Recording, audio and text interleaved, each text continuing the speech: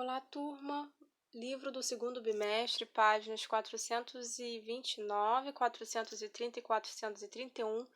Elementos da forma. São eles os pontos, as linhas, a própria forma, a cor, a textura. Hoje vamos iniciar pelo ponto e falar um pouco de linguagem visual, que é a capacidade de comunicar ideias e mensagens por meio de imagens. Nós estamos cercados dessa linguagem visual. As placas de trânsito, inúmeras outras placas, elas servem para nos orientar sem necessariamente ter uma escrita ali. Então, a gente chama isso de linguagem visual. Por isso, as obras de arte são objetos que utilizam linguagem visual. Da mesma forma, cartazes, anúncios, histórias em quadrinhos, desenhos animados, programas de TV, entre outros, também podem usar esse tipo de linguagem como meio de transmitir as suas mensagens. Então, o ponto em relação ao elaborar dessa linguagem visual, quais são os elementos que formam? O primeiro é o ponto, que é o mais simples de todos os elementos da forma. É um conjunto de pontos que podem fazer linhas, dar sensação de volume, de sombra ou até mesmo de cor. Cada artista que trabalha com desenho ou pintura usa um ponto inicial para produzir suas obras. Então, é a partir de um ponto que tudo se inicia. A linha pode ser entendida como uma sucessão de pontos que, organizados um lado do outro, formam, no caso, a linha, né? O ponto, que possui grande poder de atração visual, além de ser caráter inicial de uma imagem, também pode ser utilizado como elemento visual para criar textura, volume, sombreamento. Só uma... Ai, me fugiu a palavra. Curiosidade.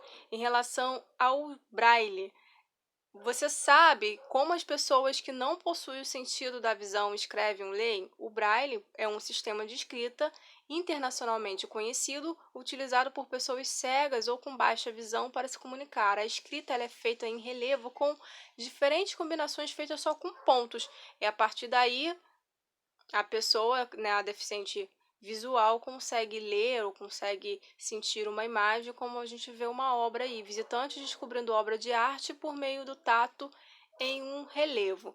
Então, como nós vimos, o ponto ele é capaz de criar imagens, dar profundidade, ideia de luz, ideia de sombra. O ponto indica uma posição no espaço e constrói a imagem, funciona como referência no espaço visual por ter um grande poder de atração para a visão humana.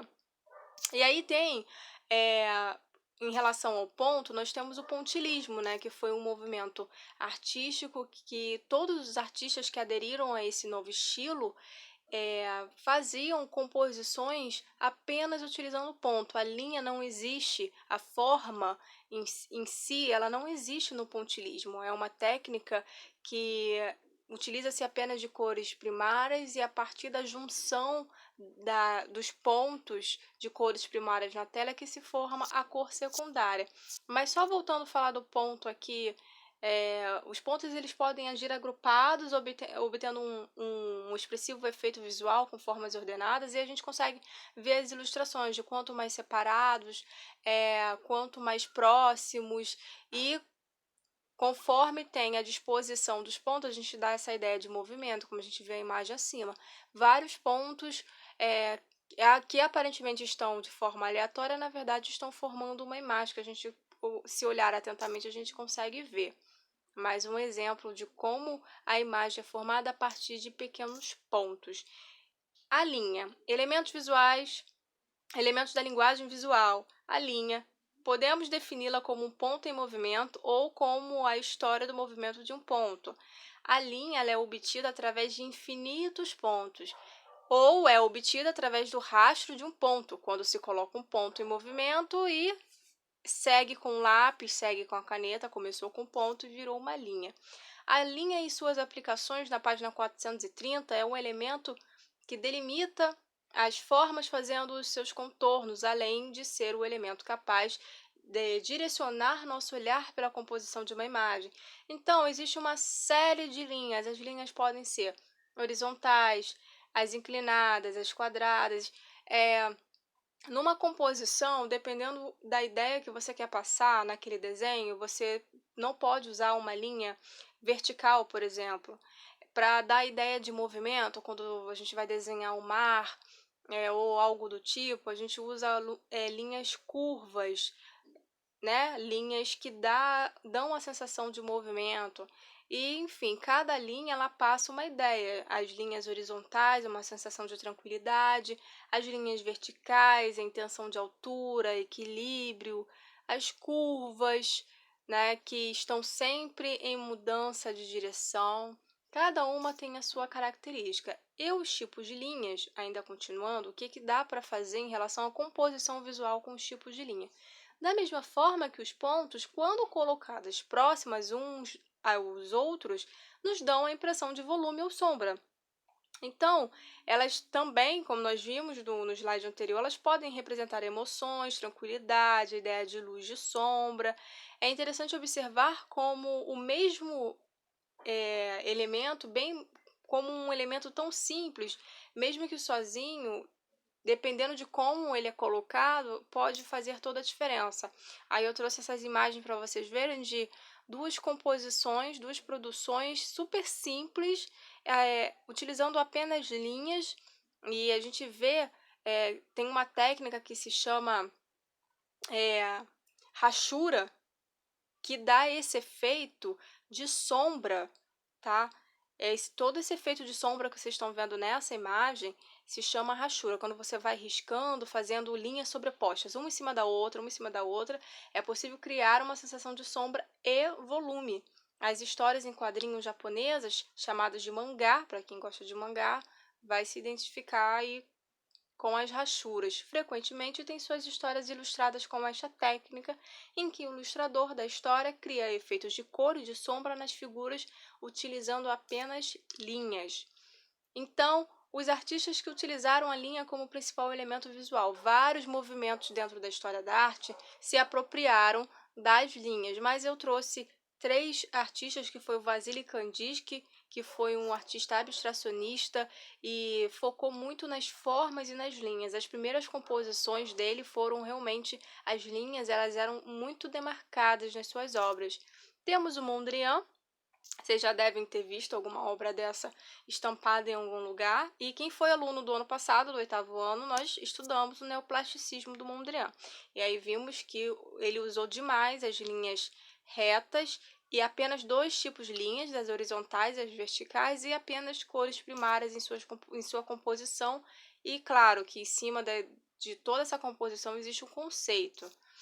E Van Gogh, que usava a linha de uma forma diferente, né? Porque pelas pinceladas serem mais soltas e de forma mais prolongadas, a gente consegue ver esse formato da linha, dando essa sensação de movimento. Essa obra é A Noite Estrelada, de Vincent van Gogh, e a gente consegue ver as pinceladas que fazem o formato da linha.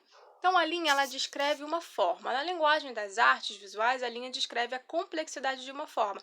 Existem três formas básicas, nós sabemos que existem várias outras, mas as básicas elas são o quadrado, o triângulo e o círculo.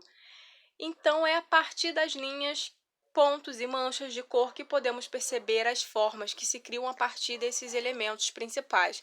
As formas podem ser geométricas, com formatos simples, de formato complexo, enfim. Então, a forma é a junção de vários planos que são obtidos por diversas linhas e podem estar nas imagens, como nos desenhos, pinturas e fotografias. Essa imagem que vocês estão vendo é do Volpe, que pintou uma série de... inspirado em bandeirinhas juninas, né? E explorou a forma dentro das artes visuais. Então, a partir desses elementos, o ponto, a linha, a cor, podemos compor imagens e criar formas. Entretanto, é interessante de compreender que a nossa percepção constrói imagens captadas pelos nossos olhos e, quando interpretadas pelo nosso cérebro, podem nos fornecer interpretações múltiplas de uma mesma imagem. Aí tem um exemplo do cubo que, se você olhar atentamente, você vai ver os vértices mudando de posição. O que está no fundo vem para frente, o que está na frente vai para o fundo, e assim vice-versa. Tem um outro exemplo também, que é essa imagem de figura e fundo, que a gente consegue ver por um momento o fundo e a figura, e às vezes muda, às vezes consegue ver a figura e não mais o fundo. Uma hora a gente vê o vaso, outra hora a gente vê os dois rostos, né, se encarando. Então, a percepção de figura e fundo está condicionada por nosso instinto de colocar ordem e significar nas informações visuais. Treinar o olho a perceber depois da primeira impressão é um desenvolvimento crucial na alfabetização visual. E aí nós temos duas obras também que, de início, a gente vê uma mulher de perfil, mas tem um outro ângulo que a gente vê um rosto de uma idosa, então, nessa primeira imagem. E na segunda, também tem um efeito visual, de percepção de figura e fundo, e eu trouxe essa daqui para vocês verem também que interessante o que a forma pode criar e o que a transformação, né, como passa nos nossos olhos, quando processa a informação, e a gente, por um minuto, a gente vê dois homens e por outro, a gente vê os dois casais na frente. Então, isso a gente chama de figura e fundo, ok? Bons estudos para vocês.